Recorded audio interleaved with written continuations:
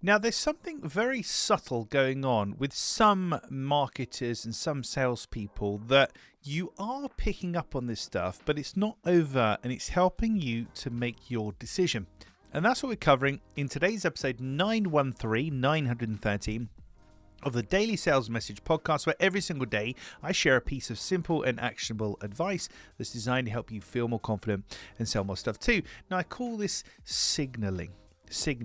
So if I was, you see this online, the best example is kind of the caricatured example of online. We have these online business gurus, these coaches, and they have a Lamborghini and a Rolex watch and this, and they're in Dubai, etc.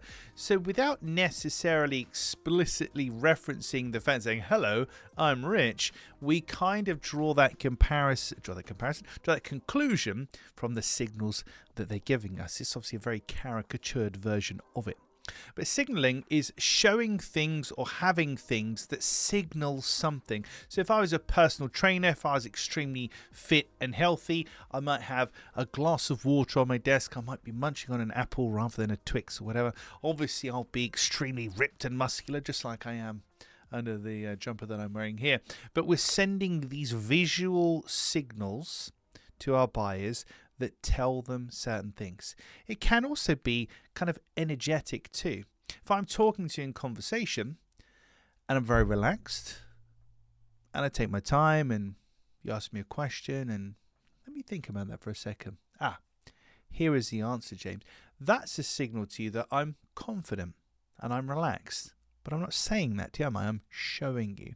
And that's the notion here. Show me, don't tell me. How can you signal to your buyers that you're professional, that you're successful, or whatever you want to portray to them without having to literally use the words and say, we're professional and we're really successful, which isn't as compelling. If you can show your buyers through signals, through visual cues, and just situational cues like the energy example there when I'm talking to you, people will come to conclusions about you, and that will help them to trust you or not trust you, and then buy from you or not buy from you.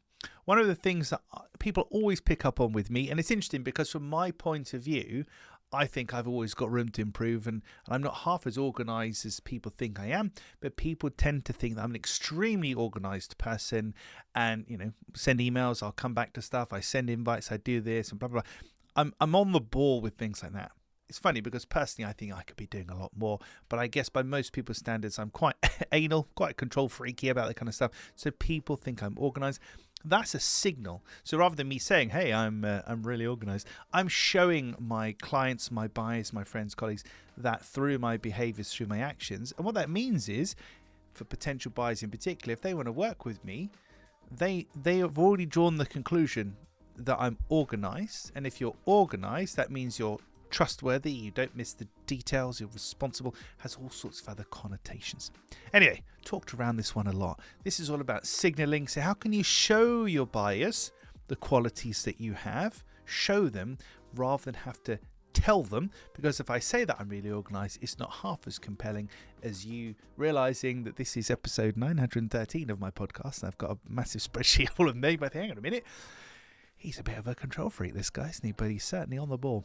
Right, that's it for this episode of the podcast. Hope you enjoyed that one. I'll catch you tomorrow for another exciting edition of the Daily Sales Message Podcast.